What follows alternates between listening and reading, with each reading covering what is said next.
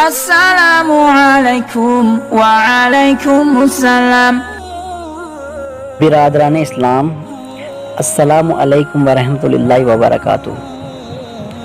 آج میں آپ کے سامنے مسلمانوں کی صفات بیان کروں گا، یعنی یہ بتاؤں گا کہ مسلمان ہونے کے لیے کم سے کم شرطیں کیا ہے، آدمی کو کم سے کم کیا ہونا چاہیے کہ وہ مسلمان کہلائے جانے کے قابل ہو۔ اس بات کو سمجھنے کے لیے سب سے پہلے آپ کو یہ جاننا چاہیے کہ کفر کیا ہے اور اسلام کیا ہے۔ کفر یہ ہے کہ آدمی خدا کی فرمانبرداری سے انکار کر دے، اور اسلام یہ ہے کہ آدمی صرف خدا کا فرمانبردار ہو اور ہر ایسے طریقے یا قانون یا حاکم کو ماننے سے انکار کر دے جو خدا کی بھیجی ہوئی ہدایت کے خلاف ہو۔ اسلام اور کفر کا یہ فرق قرآن مجید میں صاف صاف بیان کر دیا گیا ہے، چنانچہ ارشاد ہے، بسم اللہ الرحمن الرحیم، قرآن کریم سورت نمبر 5 آیت نمبر 44۔ بے شک ہم نے تورات اتاری ہے جس میں ہدایت اور روشنی ہے، اسی کے مطابق اللہ کے فرمانبردار انبیاء یہودی لوگوں کے درمیان فیصلہ کیا کرتے تھے، اور ان کے اللہ والے لوگ اور علماء بھی، اس لیے کہ وہ اللہ کی کتاب پر نگہبان ٹھہرائے گئے تھے اور وہ اس کے گواہ تھے۔ پر تم انسانوں سے نہ ڈرو بلکہ مجھ سے ڈرو اور میری آیتوں کو قیمت کے بدلے نہ بیچو، اور جو کوئی اس کے موافق فیصلہ نہ کرے جو اللہ نے اتارا ہے تو وہی لوگ کافر ہیں۔ فیصلہ کرنے سے یہ مراد نہیں ہے کہ عدالت میں جو مقدمہ جائے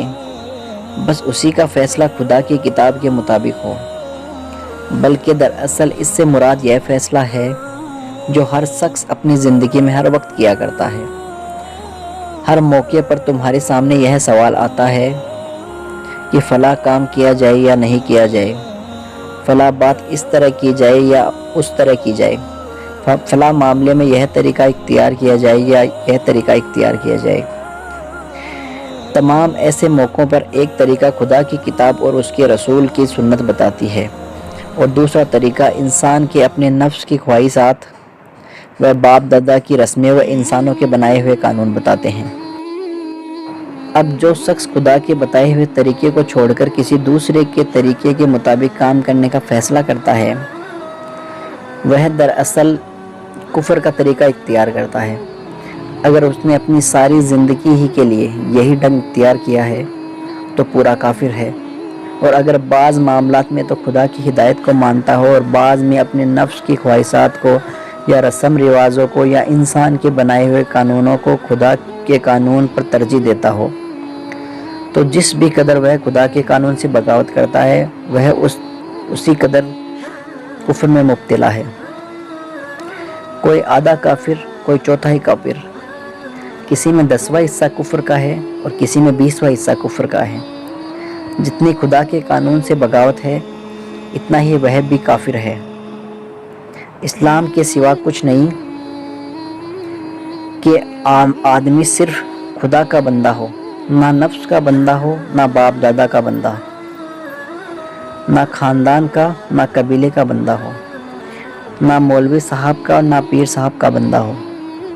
نہ زمیندار کا، نہ تحصیلدار صاحب کا بندہ ہو، نہ مجسٹریٹ صاحب کا بندہ ہو، خدا کے سوا کسی اور صاحب کا بندہ نہ ہو، قرآن مجید نے فرمایا ہے۔ ویڈیو پسند آنے کی صورت میں اسے لائک و زیادہ سے زیادہ اپنے تمام دوستوں کو شیئر کریں، اور آپ نے اس چینل کو سبسکرائب نہیں کیا ہے تو چینل کو ضرور سبسکرائب کیجیے تاکہ دین کی باتیں آپ تک پہنچتی رہیں۔